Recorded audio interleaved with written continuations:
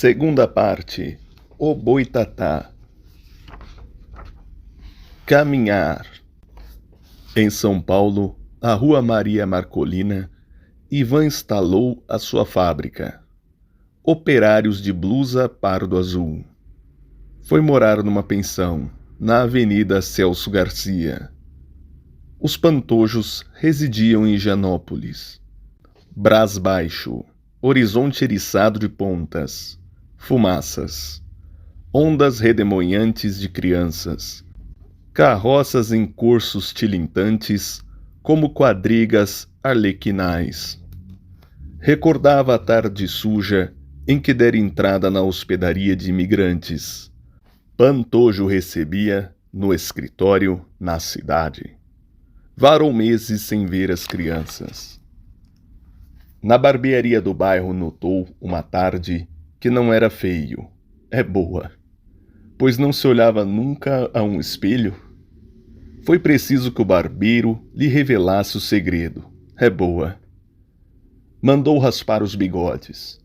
Barba feita, nariz grego, aquele nariz que Dona Eugênia gabava nos mancebos apaixonados dos romances de fugas, a ondeada cabeleira loura, os olhos castanhos. Terno claro, calças largas, porque lhe ocorria agora a ideia de que não era feio. Aspectos, pensou. Há o traço essencial que a caricatura amplia, a diretriz geral da fisionomia, que os retratos reproduzem indefinidamente em todas as épocas da vida. Mas há, em cada rosto, uma síntese reveladora de períodos cíclicos da personalidade e há, dentro desses períodos, pequenas sínteses momentâneas que escapam a toda reprodução. É a visão interior, num instante fugitivo. Saiu andando, caminhando. A concepção que formo de mim, a projeção da minha personalidade aos olhos do meu critério, todos os meus gestos, minhas atitudes, minha timidez ou minha audácia dependem dele. Um ousado é um desequilíbrio aparente, uma espécie de emissão de êxitos sem necessários lastros de possibilidades intrínsecas. Mas, na sua própria consciência, o ousado equilibra-se entre o senso que forma de si e o que estabelece para os outros. Em amor, como em todas as coisas da vida, mas, principalmente no amor, tudo depende do conceito que a gente se tem. Por isso, o espantoso triunfo dos seres precários. Passeava, nas horas vadias, pela Avenida Rangel Pestana. Gloria Swanson era o chamariz do Mafalda. Mocinhas de saia curta, ítalo-sírio, teuto-luso brasileiras, curiosos olhos prometedores, enfloravam de colos e braços nus, e cores de vestidos, as multidões caixeiras de palheta e paletó-sacos, nos concertos de bandas urbanas empoleiradas no coreto do Largo da Concórdia. Foi prestar contas a Pantojo no final do primeiro semestre. Estou ocupadíssimo. Vá hoje à minha casa. Recebeu-o no hall. Não viu outra pessoa além do coronel. Disse-lhe que não o procurasse logo. Ando atarefadíssimo com vários negócios e, ainda por contrapeso, o casamento da filha. Ivan empalideceu. Perguntou pela saúde das meninas. Estavam boas. Tomou o bonde 25. O condutor era estrábico. Uma senhora gorda, um alemão, uma criança. Uma negrinha de Lorgnum. Qual das duas seria? Não tivera ânimo de perguntar. Um anúncio luminoso dizia: terrenos a prestações. Do viaduto avistou a Torre da Luz. Envolvia-o toda a sua vida, como um romance desconexo. Mas, para que viera ao Brasil? Tosse, xarope de limão. Encontrava a mesma situação. Passavam altos, magotes de gente que vinha dos teatros. Desceu no Largo da Sé. Por que Sé? Por causa da igreja. Mas não era isso que desejava saber e, sim, qual das duas? O coronel dissera-lhe a filha. Da esplanada à meiada do Carmo, a iluminação da avenida era um rosário de pérolas. Andou, andou. Que se faz no meu país quando se ama uma mulher e os costumes invioláveis escrevem sobre a sua cabeça a palavra impossível? Apenas me recordo que armei o meu braço para todas as violências. Como remover o empecilho? Destruindo-o? Na América é diferente. Aqui, o indivíduo não destrói para vencer. Deve construir para alcançar. Preconceitozinhos brasileiros, sem raízes de sangue, nem de séculos, removíveis, com empregos ou negócios nos bancos, títulos científicos ou pelotadas no bicho. Filosofiazinha de família brasileira, feita de pequeninos egoísmos humanos e insignificantes futilidades interesseiras. Faltou um dos operários ao serviço. Ivan foi vê-lo, que estava doente, pneumonia. Na casinhola choramingavam 8 crianças. A última, dependurada ao colo amarelento da jovem mãe. A sogra, uma velhinha tropega, 7.000 réis por dia para 11 bocas. O aluguel desta casa, 120.000 réis. As crianças tomam leite? A mulher sorriu, negativa e irônica. E o médico? Fiz um chá. A fábrica prosperava, relativamente. Não venha logo, que ando muito atarefado. Apanhava o bonde, rondava em torno do palacete sombrio, plantado no meio das árvores grandes do parque. Antes de dormir, lia um livro, abre aspas, Nantas, fecha aspas. A história de um homem que se construiu para vencer uma mulher. Mas, então, diz-me que o amor era como o saci-pererê, que não encontra estorvos na terra jovem. Pensava em Ana Oleneona. Experimentava um gosto acre de vingança na dedicação que surgia imprevista no seu espírito.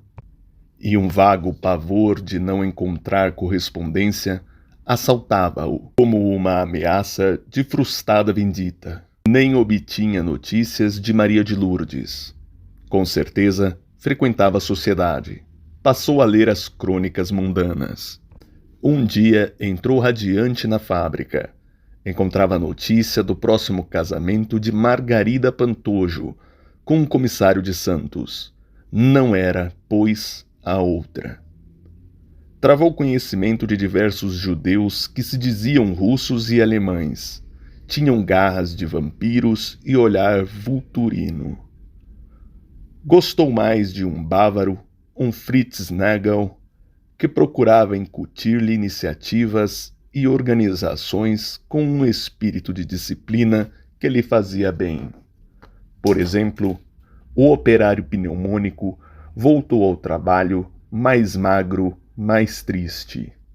Ivan aumentou os salários de todos os operários para o dobro e pagou as despesas de farmácia e médico ao convalescente. Pantojo reprovou tal medida.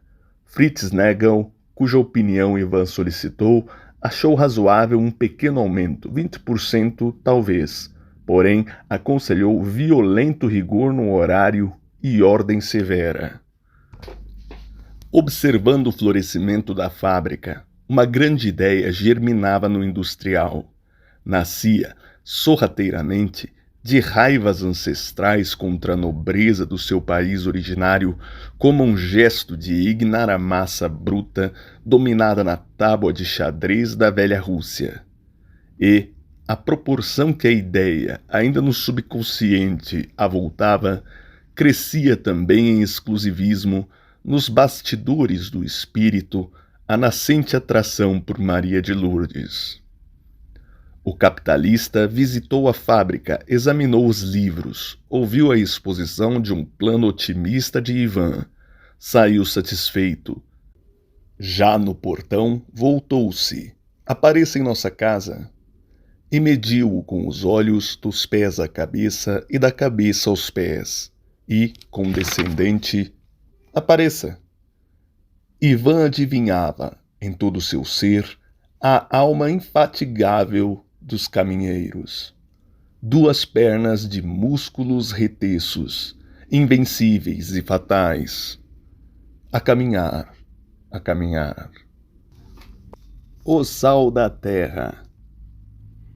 Juvencio experimentava os primeiros desânimos em Mandaguari. Na cidade modorrenta, tal acontecera na capital tumultuosa, sentia-se um incompreendido. Em São Paulo, a sua condição modesta, o seu temperamento insociável, ilharam-no no meio obscuro. Incorrera no desagrado dos velhos, que montavam guarda à forma clássica e às ideias equilibradas, como dizia o crítico Sigismundo Pancho, num dos seus discursos magistrais. Banindo do espírito as veleidades literárias, mergulhando na vida prosaica do interior, ateou um novo fogo no seu coração. Ouviu o apelo do seu sangue e a voz da sua terra. Imaginou trabalhar, modesto mestre-escola, pela criação da pátria integral, com sua consciência própria, suas aspirações, seu tipo definido. Nota: este pensamento de profunda brasilidade evidencia os anseios do autor que 8 anos mais tarde, 1932, os objetivou politicamente. No burburinho de raças que torvelinhava a superfície da terra, a escola podia bem ser um centro de gravidade. Na Gazeta de Mogi, assinou um artigo que intitulou A Escola Fábrica de Brasileiros. A entrada da Itália na conflagração europeia abalou o prestígio de Juvencio. A Dante Alighieri, empurrando para o velho mundo os reservistas válidos, não cessava de fomentar o espírito de italianidade. A banda Giuseppe Verdi saía à rua com lançarotes e discursos ilustrados de marchas garibaldianas. O patriotismo enxertado magoava o professor com desapontamentos que o amarelavam. Nas escolas reunidas, abriram-se claros e o colégio da colônia prosperava. A imagem da pátria de sangue projetava a sombra vermelha na pátria verde, de montanhas e vales maternais. Nos longos passeios pelos arredores da cidadezinha, Juvencio invocava a alma da terra. No coração do mestre-escola estava todo o Brasil, que era um mapa com rios e estampas de guerra, e poemas emoldurados de coqueiros. Nossa pátria. Retratos coloridos de Menezes Vieira e engenhos de açúcar com negros de torso nu. A terra verde e as praias de caju, ressoantes das cantigas de Moema e histórias meigas de Paraguaçu e Lindóia. Gravuras de Debré, o Morro do Castelo, São Cristóvão, destacados perfis do Pão de Açúcar e aquele gigante de pedra que se diz Corcovado chamar. A Guerra do Paraguai, Barroso na proa, e os verdes mares bravios da nossa terra, onde canta a jandaia nas frondes da Carnaúba. Quando fala um brasileiro, é a voz de Antônio Carlos. E Dom Pedro I em São Cristóvão: se é para o bem de todos, diga ao povo que fico. O revérbero e a marmota E a noite das garrafas, e o Cruzeiro do Sul, roteiro dos navegantes, e a canção do exílio, minha terra tem palmeiras, onde canta o sabiá. Na Gazeta de Mogi, assinado por Juvencio de Ulloa. Bichos do mato, macacos boca negra, e tucanos bicudos, sussuaranas, irarás, tamanduás e tatus, rola-purungas, das grotas, porque fugis ao tropel estrangeiro, coqueiros e samambaias, pitangas, fetos agrestes, perdemos o nosso estilo porque seguis, como o caboclo itinerante, refugindo aos acampamentos onde o imigrante bateu a estaca. Caboclos, arcas da aliança, plenas do espírito da terra, por que abalais com vossos deuses para a montanha? A Iara de verdes cabelos compridos teme o confronto com os penteados parisienses? E o Saci deixa ao Pinóquio os becos do Brás e do Bom Retiro? E a Caapora, por onde anda, com seu cigarrão de palha, com seu garrafão de pinga, de sorte que nem dele tem notícias a sociedade que fuma cigarrilhas egípcias e bebe cachaça inglesa de Johnny Walker, com gosto de cheiro de defuntos? A mãe de ouro é menos dadivosa do que o Papai Noel alemão? O boitatá sente pejo de acender o seu fogo diante dos arcos voltaicos da Light e não sabe que o seu fogo deveria iluminar todo o país? Cantigas do sertão, embaladoras como os tantãs dos mojolos, os gemidos violinados dos carros de bois e a lírica legenda do sabiá, eia, que estamos para deixar florir em nossos lábios as músicas marinhas da Pied de Grota e as cambaias canções do Moulin Roger. Pensava em recrutar um exército de tradições e instintos da terra, sonhos definidos de nação que já se esboçava, para construir com eles a viva muralha chinesa que tornaria o Brasil intangível. E a extremos, falando da guerra contra os holandeses, referiu-se com tanto ardor aos 3 generais brasileiros que a classe inteira se pôs de pé. Então disse: a pátria quer assimilar, mas nunca se deixará subjugar. É através da luta com a natureza, dos trabalhos e sofrimentos, que cada raça nova entra aqui na torrente em que se agitam, ainda imprecisas, as formas da nação vindoura. Não é possível que desapareçam os que estavam, os que eram primeiro, os que haviam acumulado no sangue o espírito da terra. Todos os países deverão submeter-se aqui à mesma fatalidade que plasmou no português um tipo diferente do seu irmão que ficou do outro lado do mar. A inteligência dos alunos pescava pouco, mas o coração entendia qualquer coisa que era forçosamente necessário entender. A batalha não tinha tréguas.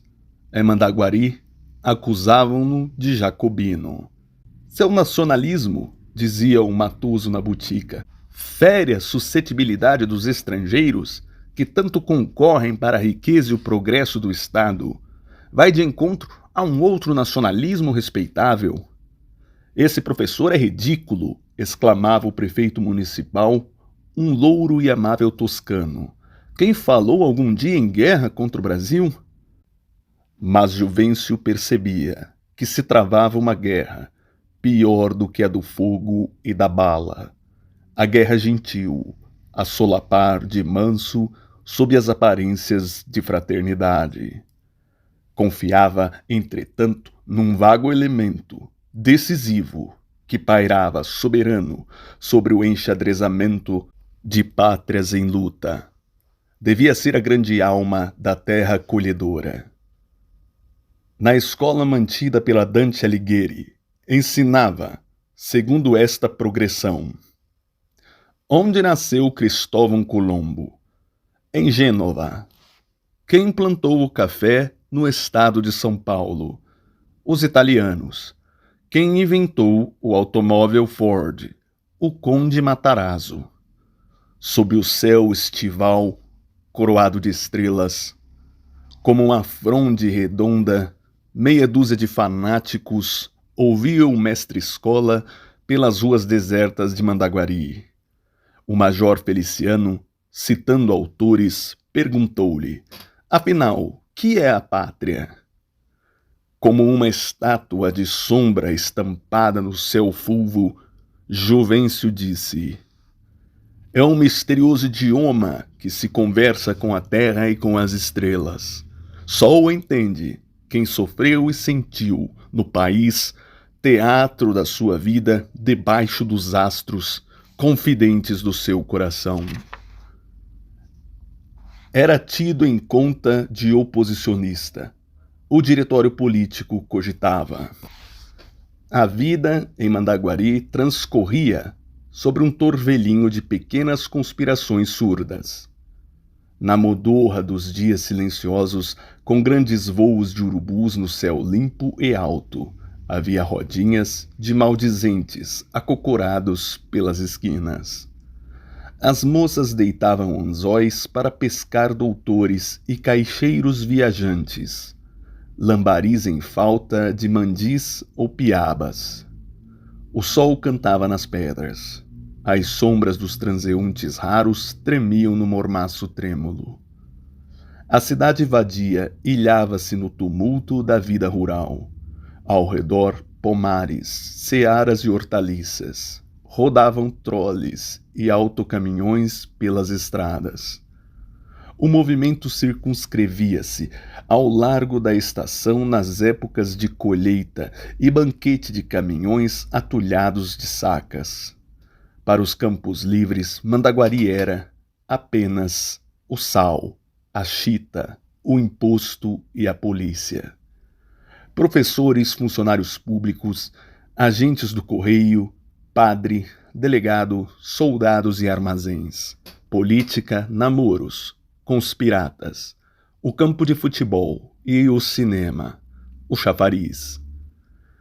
Juvencio comparava Mandaguari a uma célula em cuja enfermidade surpreendia a doença de um organismo. Tudo se acomodava aos interesses de cada qual. Os cidadãos submetiam-se servilmente às injunções do diretório e este aos caprichos dos chefes regionais. O Estado era, assim, dividido em feudos, com senhores barões mandantes de assassínios. O quinhão de justiça correspondia à soma dos títulos eleitorais. O júri abria as portas aos criminosos mais terríveis, se havia nisso interesse político. Fervia revoltas inconfessáveis. Ninguém tinha coragem de abrir a boca. O ambiente propiciava a destruição da nacionalidade, porque tudo para o brasileiro e, especialmente para o paulista, se resumia numa questão de oportunidade ou interesse. Juvencio, porém, era um crente e, no seu místico desespero, apelava para a natureza intangida e para os fantasmas da história. Um dia, considerasse o major Feliciano a diferença entre os homens do Império e os da República, atolados em negociatas e abertos a venalidades, o professor refletiu. É a consciência nacional em crise transformadora. De 89 para cá, entramos num período de hibernação, véspera do novo Brasil, retemperado pelo sangue novo. Tudo isso é natural. Eu tenho fé no Brasil. A mariquinhas do major Feliciano dava em cima do professor. Marcou-lhe, certa vez, um volume de Baés com uma malva assinalada por um pensamento em caligrafia vertical. O amor é uma seta misteriosa. Juvencio leu o pobre pensamento e cheirou a pobre folha ressequida. Era um aroma ingênuo.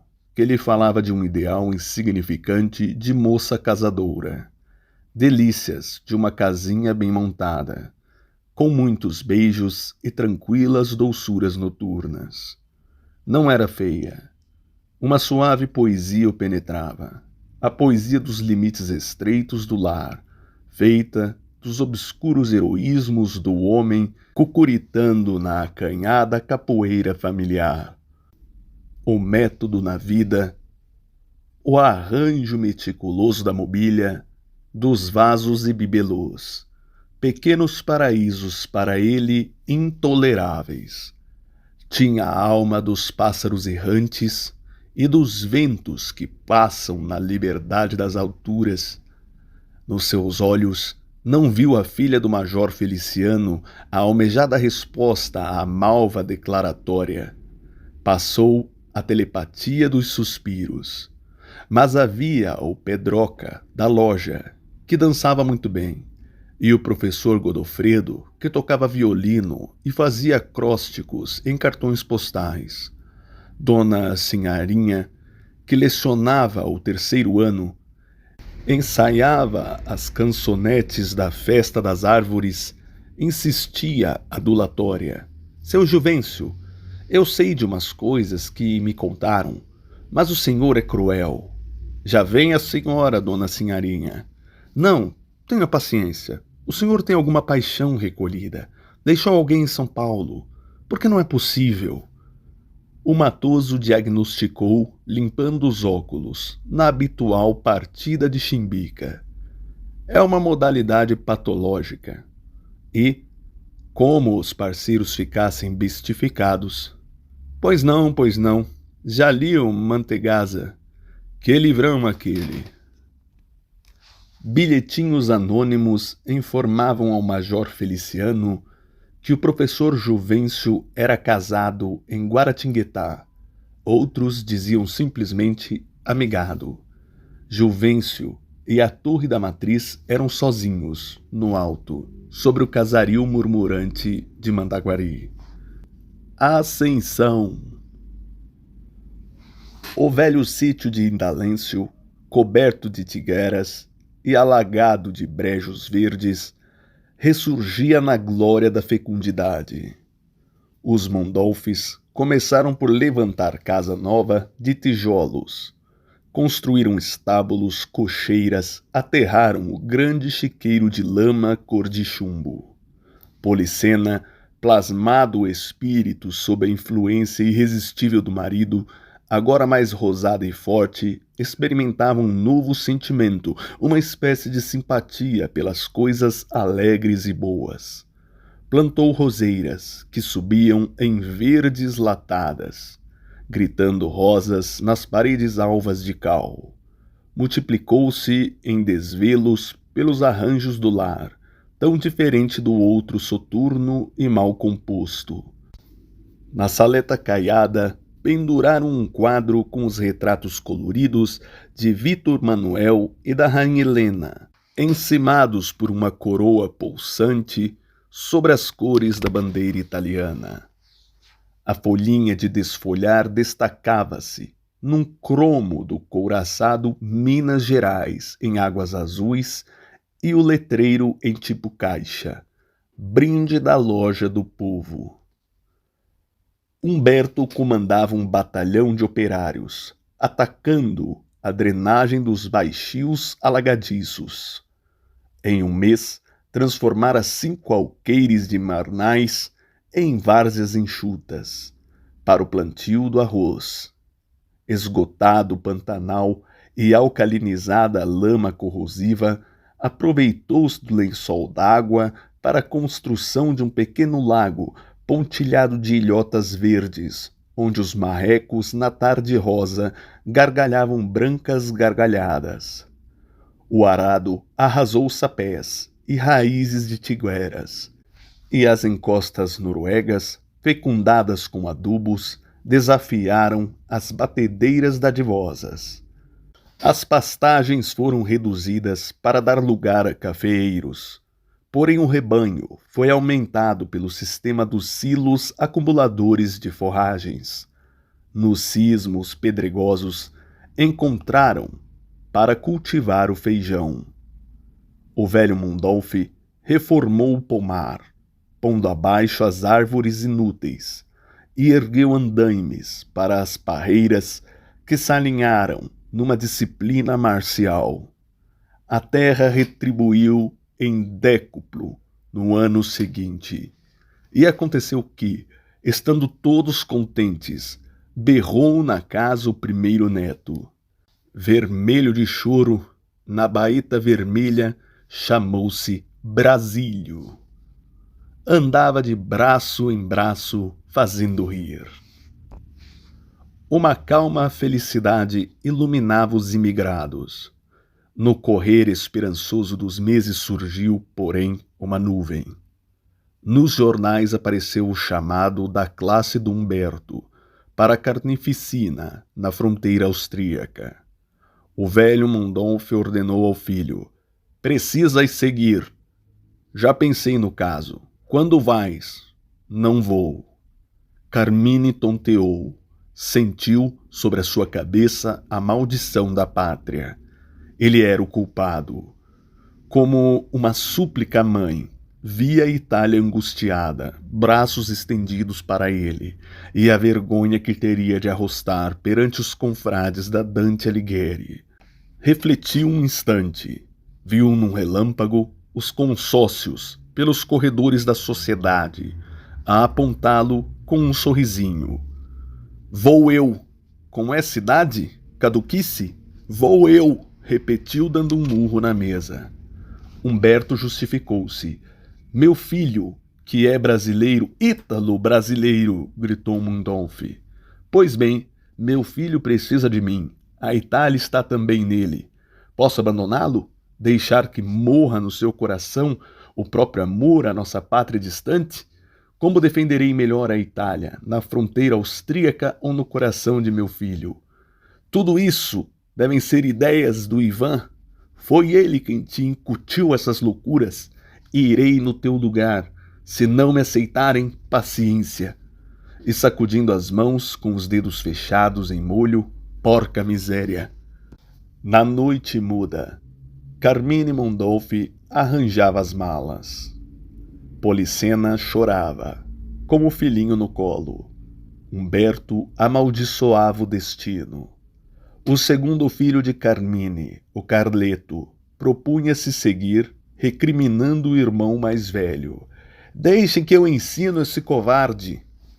Maria Antônia dizia ao filho, suspirando, que não eram aceitos soldados de 12 anos. No íntimo d'alma, como uma blasfema, surgiu-lhe um pensamento terrível que a gorda matrona se esforçava em repelir. Nossa terra nos negou pão. Fugimos. Conseguimos a felicidade. É ainda ela que nos-la vem turbar. Mas, no cérebro escaldado do velho Mundolf, um pensamento luminoso redimia blasfêmias e insubmissões, multiplicando-se em claridade sobre a mágoa que abalava o seu espírito. Pensava liricamente em morrer na ponta de uma baioneta. À madrugada, o sono caiu sobre soluços abafados. Carmine, porém, amanheceu em casa. Humberto partira para São Paulo. Zé Candinho encontrou naquele dia a família desolada. O secreto desgosto permanente anuviava as feições de Conceta. Humberto, não sabe? Foi para a guerra. Ah! E depois de um instante, estou com inveja. E como Conceta calasse, a olhá-lo com os grandes olhos tristes, explicou: uma vontade louca de entrar em perigo, cheirar fumaça, andou sempre no meu coração. Agora que sou feliz, a vontade passou. Mas quando vejo alguém triste, alguém que eu quero bem, a vontade volta mais forte. Hoje, por exemplo, eu entrava no fogo. Conceta suspirou, com uma lágrima furtiva. Zé Candinho perguntou-lhe: é por causa do Humberto? Também. Mas o motivo é outro, sempre o mesmo. É melhor não falar. Nós precisamos acabar logo com isso. Quando a gente garra a esperar uma coisa muito boa, o diabo pega a dizer que a gente não consegue, só para judiar do coração da gente. Esperar. Para mim é muito melhor, respondeu Concetta. Ao menos a gente se ilude, porque eu não acredito em você. O quê? É melhor não falar. Esteve ali toda a tarde, com um desejo de segurar as mãos suaves da noiva, procurando decifrar o mistério das suas palavras nos seus olhos. O gigante desbravador do mato era menos do que uma criança medrosa. Humberto escreveu de São Paulo. Sua partida para a Itália não fora ainda possível, devendo aguardar chamado posterior, pelo que regressaria. Encontrara o Ivan e o coronel Pantojo. Por sinal, tinha uma proposta importante da parte deste, que pretendia vender a Boa Esperança. Havia notícias interessantes. Humberto, agora de boca, narrava por miúdo. O Ivan, metido a industrial, daria com os burros na água. Era sempre o mesmo discursador, mas agora com barba feita, bigodes raspados, e todos estranhavam, ainda triste, muito triste. Pelo coronel Pantojo soube do paradeiro da mulher de Martiniano, a fresca Dona Eugênia, que fugira com um cometa. Frequentava os redivus de São Paulo. A fuga de Dona Eugênia era causa indireta ou aparente da resolução de Pantojo de vender a fazenda. Martiniano escrevera-lhe, narrando a desgraça. Aqui não faltara nem o clássico bilhete das fugas apreendidas nos romances prediletos. Abre aspas, perdoa-me, o destino impele-me, eu escuto melífluo gorjear das aves do amor. Fecha aspas. O administrador terminava dizendo ser impossível ficar na fazenda. Já distribuíra os filhos entre os parentes e nada mais o segurava. Pantojo chamou-o a São Paulo. Martiniano lamentava. Veja que tipo, coronel, o senhor tão bom e generoso. Pantojo bateu-lhe no ombro. Já estava um pouco passadota. E, piscando um olho, passadota, passadota. Martiniano leu indiferença nas piscadelas e, com a indiferença, uma perspectiva de farras magníficas na capital. Comunicou-lhe o fazendeiro que vendia a Boa Esperança ao Mundolf. Martiniano sentia-se completamente lesado. Insistia. Veja que tipo. É esquecer e cuidar da vida, seu Martiniano. Cuidar da vida? Ah, tem razão. É cuidar da vida. Espero que o coronel não me deixará perecer.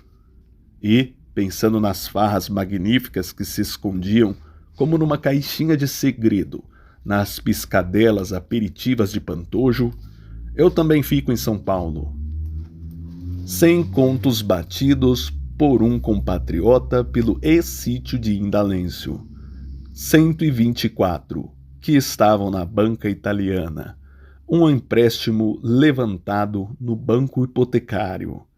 Umas economias e 60 e poucos contos do Humberto.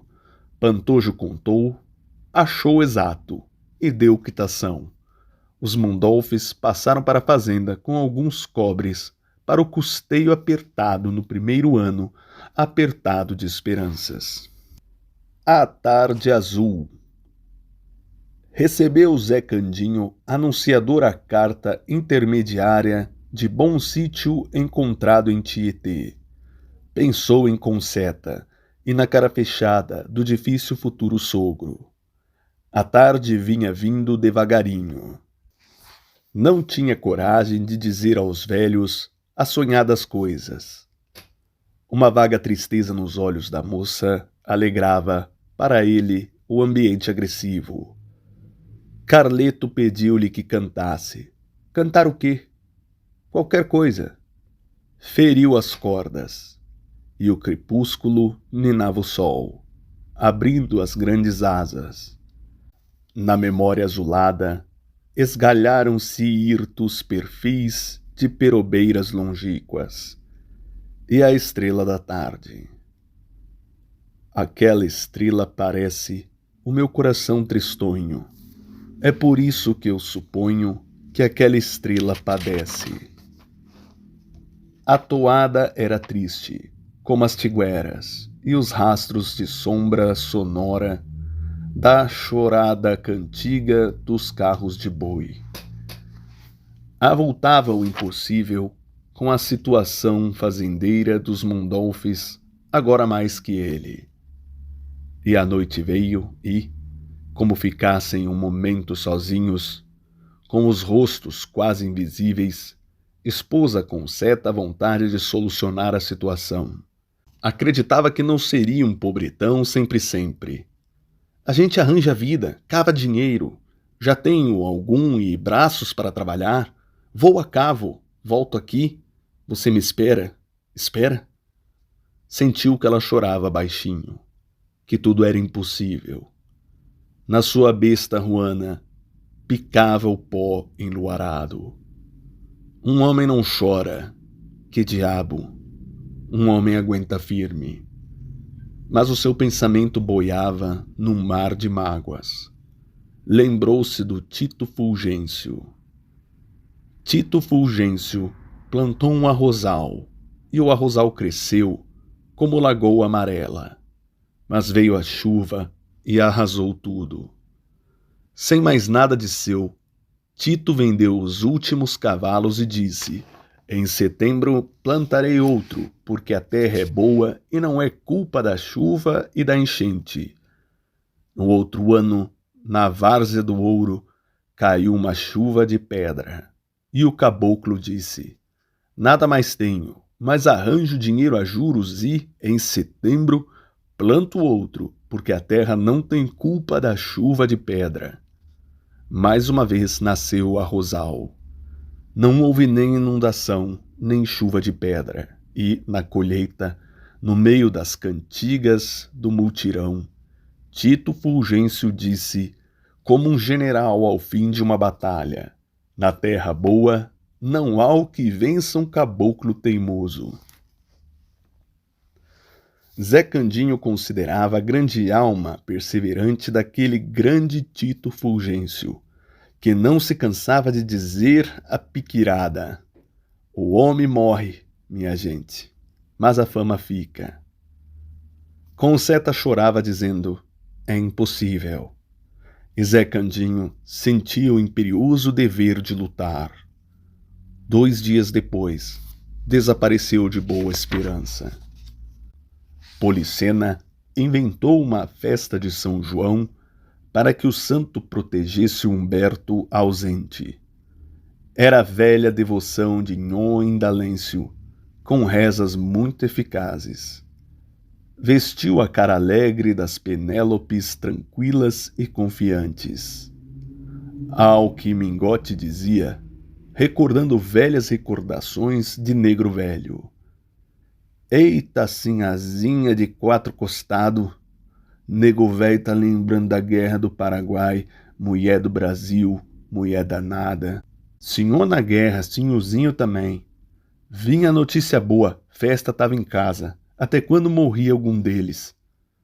Fora, irmanados numa horda bárbara, mulatos negros, caboclos, italianos, espanhóis e turcos englobavam sotaques babilônicos de procedência díspare, fraternizadas no idioma germinal em torno da fogueira alta, na noite alta.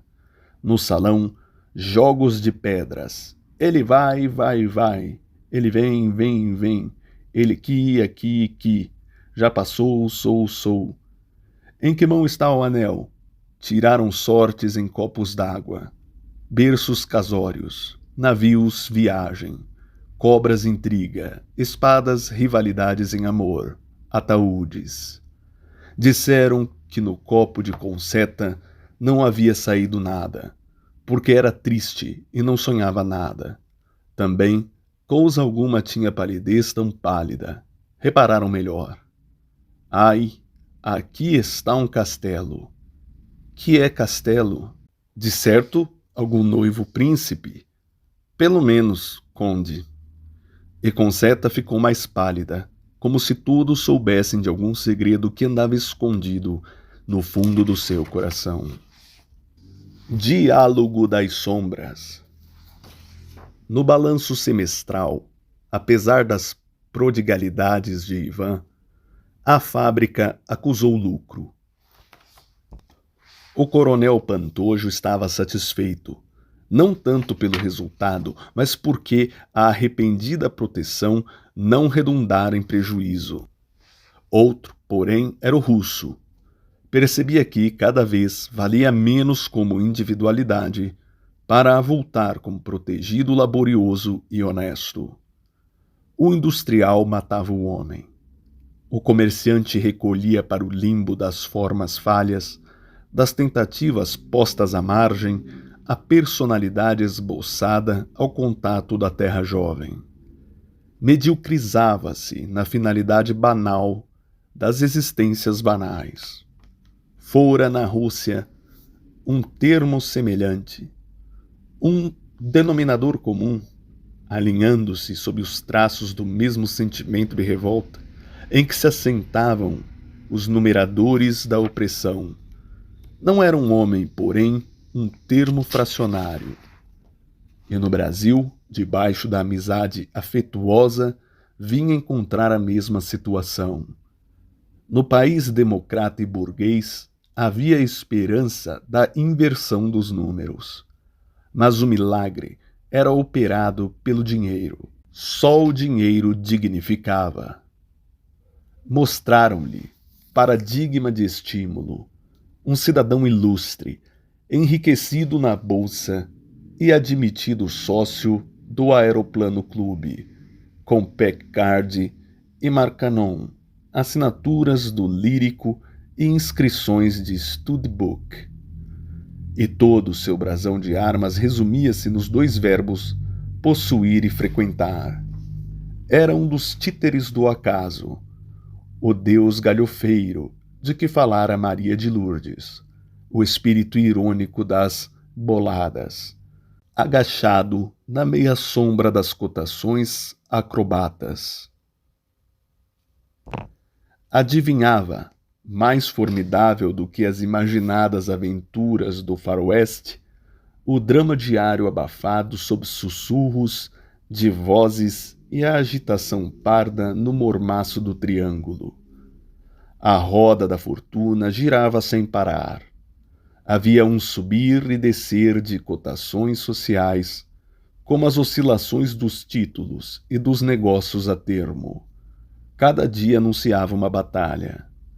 Pantojo, de Barbandó, rejuvenescida a negrita, era amável, gentil, mas Ivan compreendia a distância que ia do bairro proletário do Brás aos luxuosos quarteirões de Higienópolis. A distância poderia ser vencida, era uma condição da república burguesa. Entretanto, começava a experimentar uma secreta repugnância pela floração improvisada de brasões, que refulgia no Aeroplano Clube, alimentando-se dos caprichos da fortuna para, depois, estiolar-se às aragens mortíferas do azar. Reagia, autorrepelões, intrassopapeando o renitente, estudante moscovita, amigo de Gorky e manipulador de panfletos. Que é a vida senão uma batalha?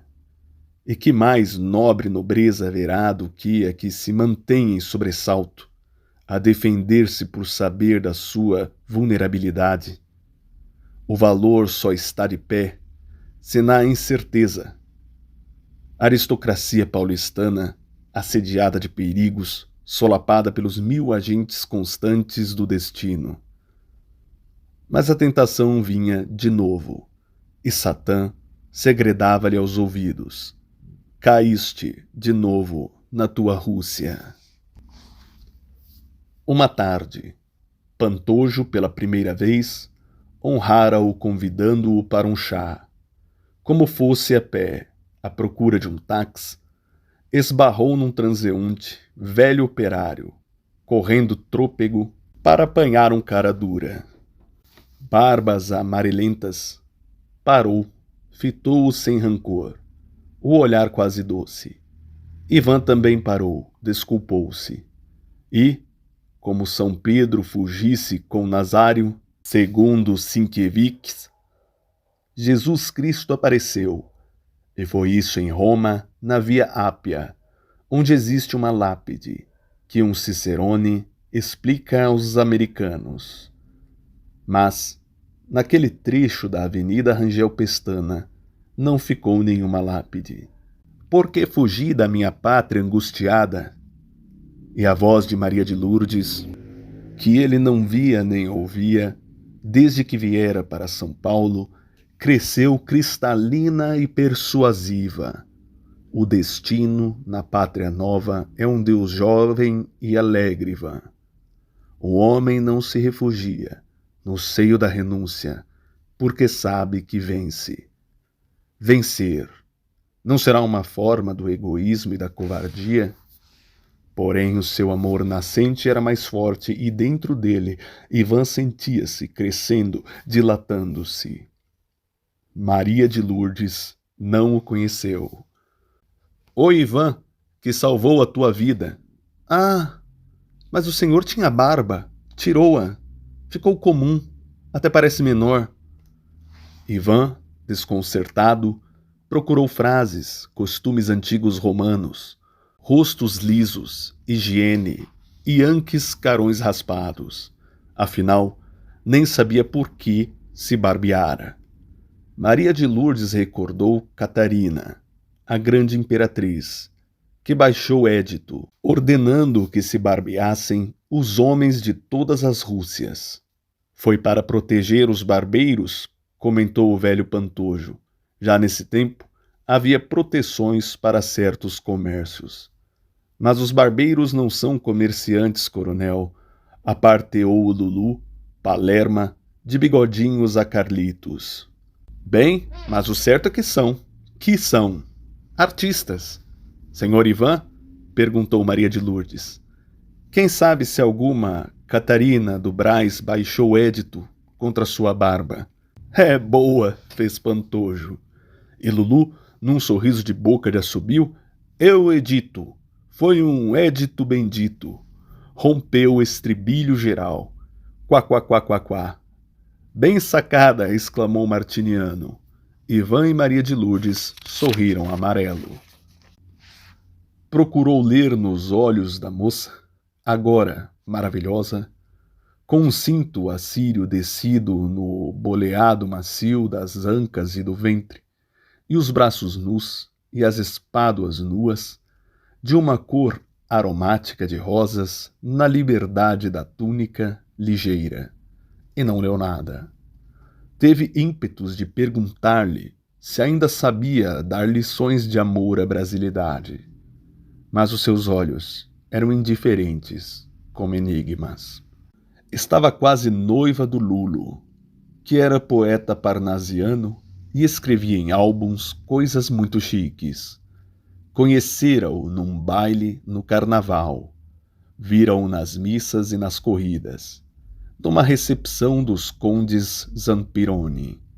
Ouviu-lhe as declarações em estilo mitológico. Amigos comuns aproximaram Lulo do coronel, que recebeu, com certo agrado, informes pelo Martiniano. Maria de Lourdes escrevia cartas pseudônimas aos cronistas elegantes das crônicas sociais e punha suas impressões num diário. Formara do casamento a mesma opinião que os rapazes brasileiros adotaram sobre os títulos científicos, um sarampo necessário. Achava que as mulheres inteligentes deviam escolher maridos imbecis. Páginas avulsas de um diário. 5 de maio. O russo salvou minha vida. Mas isso não tem importância. O essencial é ser alguma coisa. Vejo os homens desfilando, uns reproduzindo os outros. Nenhum pode dizer eu sou. Creio que este homem é. Que é, não importa. O essencial é ser. 12 de junho. Mal educado, grosseiro. Como é elegante estar mal com arte, ter a polidez requintada da incivilidade. 18 de dezembro.